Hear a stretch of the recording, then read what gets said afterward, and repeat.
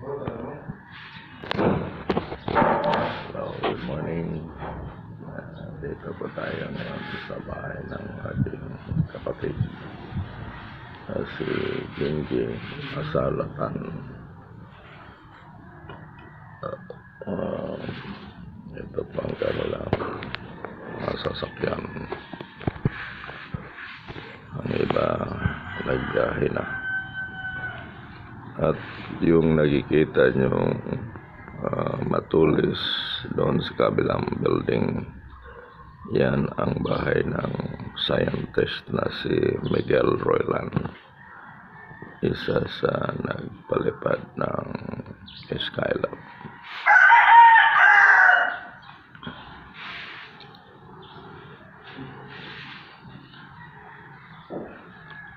Yan ang puno ng Magic Tree.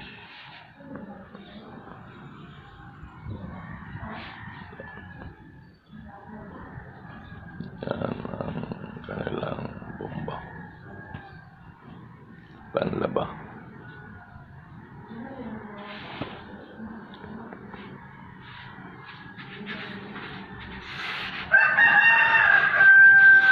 Ang gym, pang-exercise.